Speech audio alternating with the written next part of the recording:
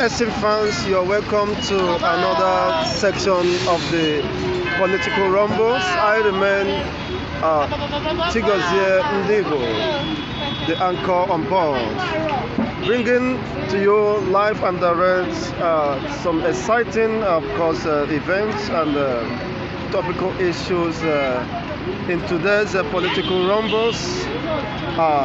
Here are the headlines hitting, of course, the Nigerian newspapers.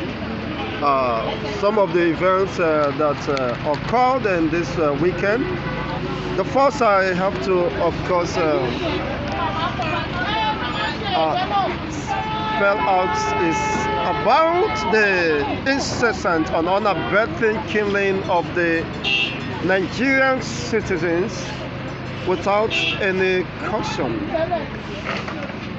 It's very unfortunate that the Nigerian citizens has become the sacrificial lamb in promoting the Islamic agenda and the ravaging of the bandits under the disguise of whatever they may claim has been claiming more life than you imagine. The killings remain unabated, and with the billions of naira that have been expended in the fight against insecurity, but unfortunately, are we seeing the end of this killing in no distant time? That is the fundamental question. The killing, 19 of course slaughtered across Kaduna, Bauchi and Maiduguri. It's very unfortunate. And what is the chief security of the Nigerian state doing about these incessant killings? And what are the army chiefs, the intelligence department of the DSS doing to nab these unfortunate incidents, claiming the life of the citizens, which of course the president is in no way different from those who were killed. It's just that he is just fortunate to preside as the president of the Nigerian state. Those people killed, among which were children, of course, in their very tender age, teenagers and youths, of course, not leaving behind the adults who has fallen victim of this orchestrated or purported genocide against the indigenous people of those states or regions. It's very unfortunate that no state in Nigeria is left, of course, outside this program that is ongoing.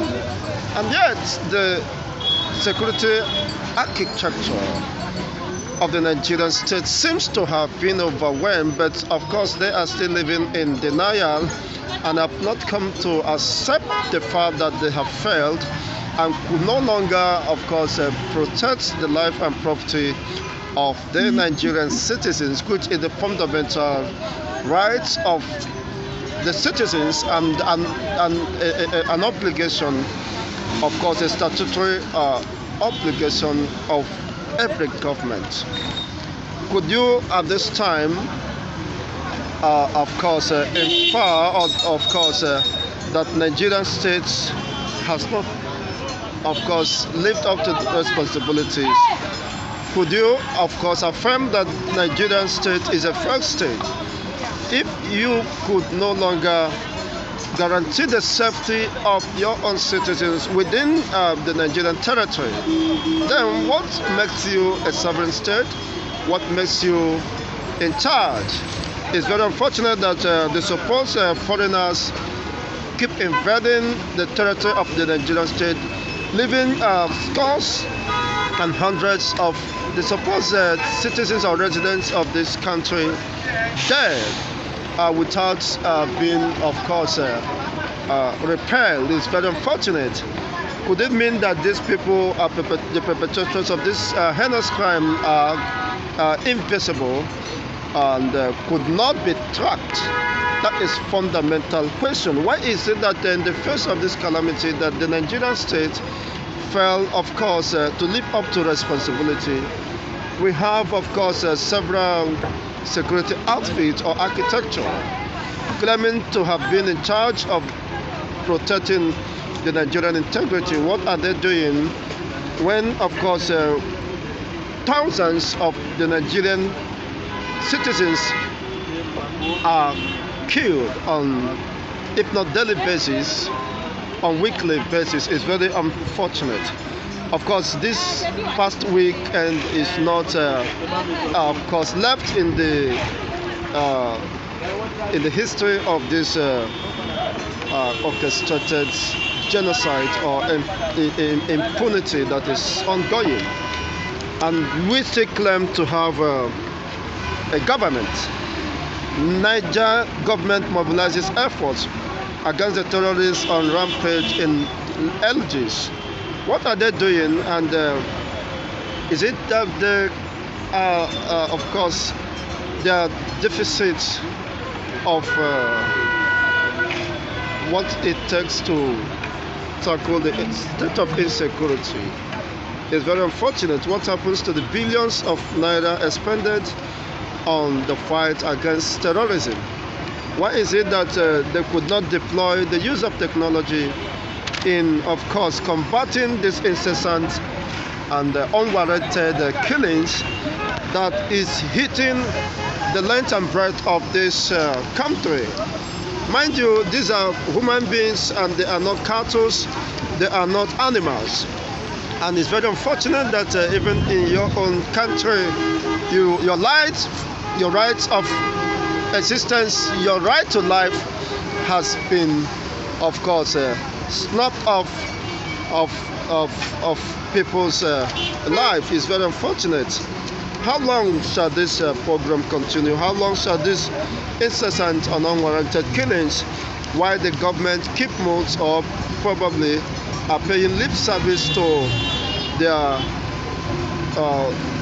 fundamental or obligatory functions as saddled with, of course, by the Constitution? What shall be done to stop this? Seeing that, of course, the government has failed in protecting the people, is it a crime should the people take up arms in defense of their life? Because that is a fundamental right, of course, given to them by God. Self-defense is a fundamental right endowed on us by nature. If the government said, please sheath your sword, I have the responsibility to protect you. If they have failed in this responsibility, what should the people do at this time? Because things are no longer at ease and things have fallen apart. Next, of course, is about this 2023 political rumbles unfolding. More people to join Saraki. Of course, the former Senate president have indicated his interest to join this moving train, and it will be very, very, very, very interesting. Of course, you know that today, by the end of today, the former governor of Imo State shall be declaring his political intention or ambition to run for the next presidential election. This is not the first time he have, of course, been engaged in this race. Of course, he contested in 2007 and 2011, of course, and in 2015, but could not clinch the tickets under his platform to run. Of course, now he's trying to of course, to give another push to, of course, what might seem to be an open opportunity to try his luck or popularity in under APC platform. Seeing that, of course, the APC are now considering joining the presidential race to the southeast, seeing the unfortunate incidents or the unlikely incidents that may happen if they should, of course, jettison the opportunity. Of course, the southeastern people might not take that for granted, and that will, of course, unsettle the already overheated politics. More intriguing and exciting, of course, moments await us while we keep our fingers crossed. Of course, we are still expecting for some time now. The kingmaker is silent about the current happenings. Maybe could it be that he's reconsidering his position earlier declared, though he told us that he has not made his intention known to the Nigerian populace, but only confided to the president, and who gave him a thumbs up to continue his, of course, his political dreams, of course, in becoming the president of the Nigerian state. You know what, of course, unfortunately, his master, MKO Abiola, could not achieve. He was very close to, of course, occupying the Oval Office, the Asarok, but unfortunately was denied such position by the powers that be.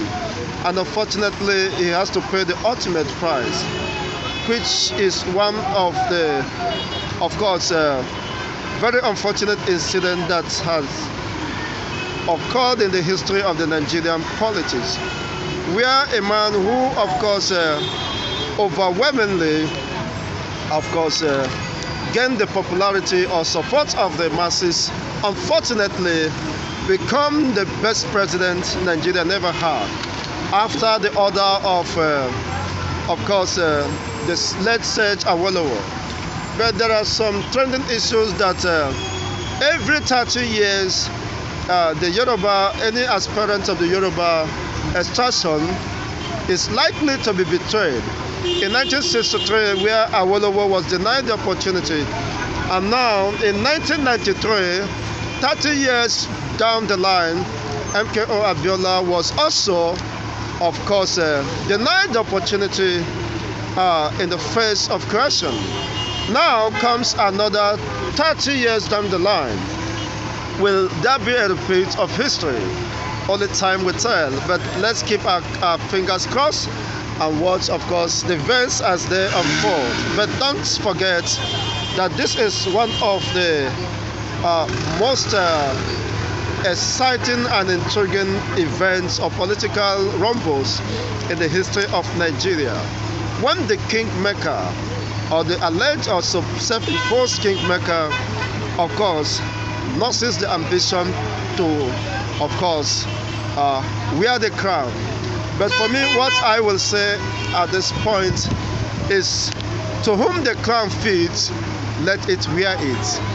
But would that really be the case? Would that, of course, be decided based on competence, based on who the cap fits? Well, time will tell as we continue to watch events as they unfold. Just keep in touch. Please turn on the notification button so that you can get notification as we upload our videos, and don't forget to subscribe, please, and don't forget to like our videos. By so doing, you will, of course, be pushing it to the public to have a more broader view of what is going on, and our own contribution in building a very an egalitarian city or society, where the rights and the privileges, of course, meant for the people will not be, of course,